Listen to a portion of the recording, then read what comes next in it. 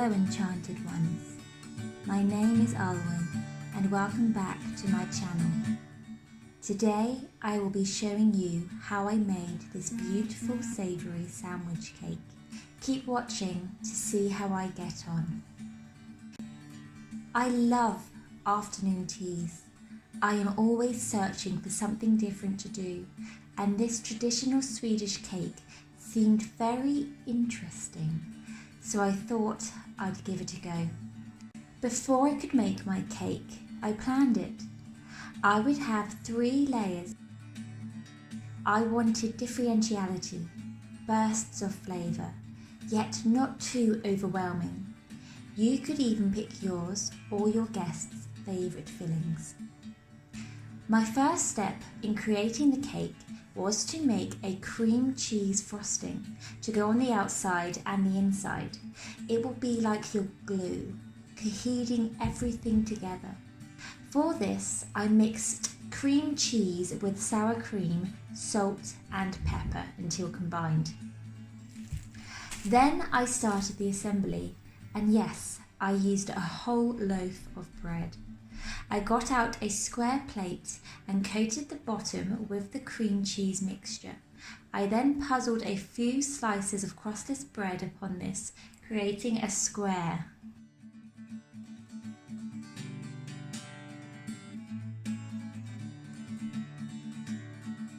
Instead of buttering the bread, I iced it with the cream cheese filling, making sure I went all the way to the edges. And it was on to the first filling. When I thought about my favourite sandwich fillings at an afternoon tea, the number one favourite was salmon and cream cheese without a doubt. So I started by layering the salmon piece by piece, covering the sandwich. Then I brought out the salmon flavour by adding a squeeze of lemon and chopped chives and spring onions to give it a sharp contrast. Now I moved on to the next layer of bread, making sure the shape remained the same, not getting any bigger or smaller. Also, I iced the bottom of the bread for it to stick to the previous layer. This will avoid any avalanches later. This layer is going to be salad, and I chose this because I didn't want too many bold flavours in this cake, but I did want something that would tie everything together. So I used salad that varied in taste and texture. I wanted pepperiness from the radishes, saltiness from the gherkins, and sweetness and freshness from the tomatoes. I had fun arranging them. This way all the ingredients would be in each slice, and spring onions to give it a sharp contrast. I then finely chopped some parsley and add a final flourish of lettuce. Now I created the last layer and I went with the traditional egg and cress. I decided not to add mayonnaise with the egg as I didn't want it to be overwhelming with the cream cheese mixture. I boiled the eggs for 8 minutes and then sliced them up when they were cold. I added a sprinkle of salt and cress, and there were the fillings complete. Now just one more layer of bread on top to create a smooth surface. After this was complete, it was time to ice the sandwich cake with the cream cheese frosting again, filling in all the little crevices and gaps around the square. I used a palette knife to help me. Once the cake was beautifully white, it was time for the decorations. Now, there is no way for me to tell you how to decorate something, so just use your instinct. Go with the flow. You might want to do an abstract look. You might want to do a smothered over the top look. Me, I went for something in between. All in all, the cake took around an hour to make, the same time as it would have taken me to create individual sandwiches.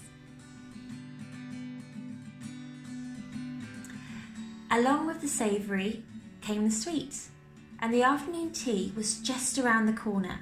So after I made my sandwich cake, I then finished decorating the cakes I already had made for the event.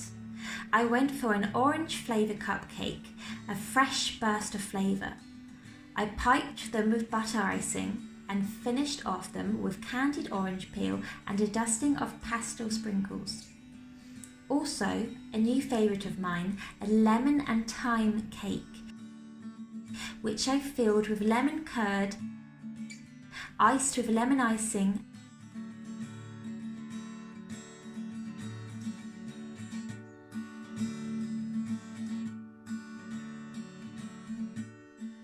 and sprinkled with fresh sprigs of thyme. Now the tea was served.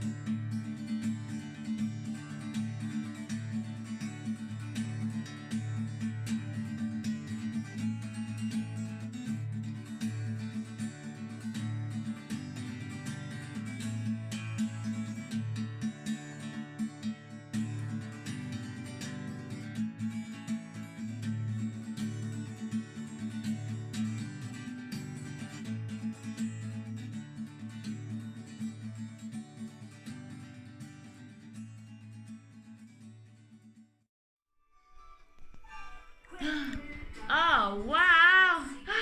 Amazing! Oh my god, I have to put it on the... Can you move that? Oh, Angel, look at that. How amazing! That looks so good! The result was stunning. I was amazed at the layers, and all the flavours complemented each other beautifully.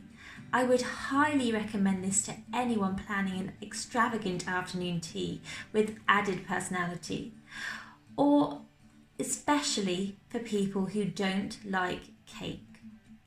I hope you have enjoyed this video, Enchanted ones, and I hope it has inspired you to make your own savoury sandwich cake.